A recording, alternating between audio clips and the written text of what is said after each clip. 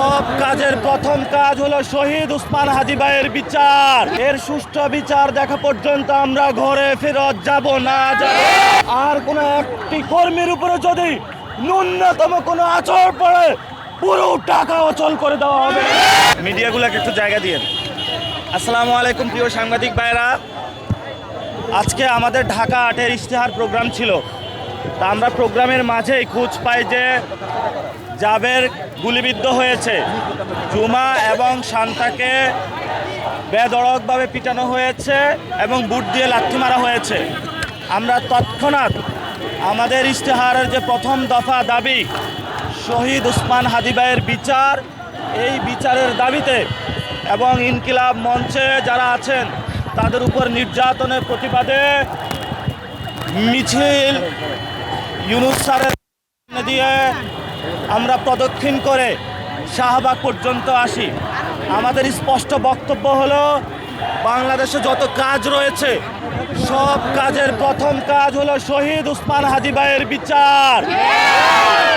Vision blender Cyclone pro সঠিক ওয়াটের শক্তিশালী মোটর ও শার্প কাটিং এজ প্লেটের কারণে মাংস কিংবা অন্যান্য মশলা নিমেষে হয় মিহি বেসন। Vision blender Cyclone pro.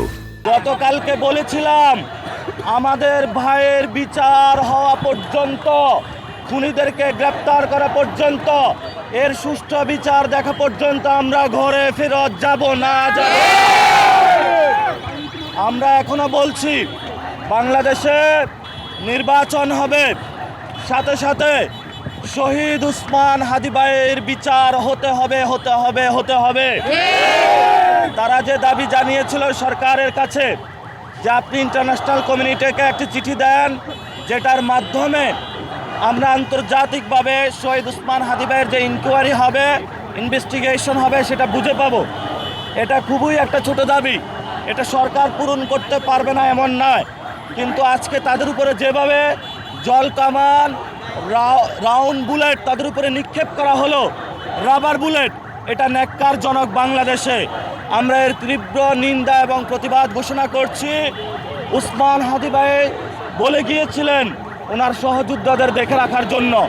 ইনকিলাব মঞ্চের আর কোনো একটি কর্মীর উপরে যদি ন্যূনতম কোনো আচরণ পড়ে পুরো টাকা অচল করে দেওয়া হবে।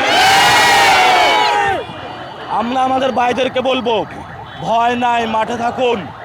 ওসমান হাদি ভাইয়ের বিচার নিয়ে ইনশাল্লাহ আমরা ঘরে ফিরব। আমাদের আজাদির লড়াই চলবে।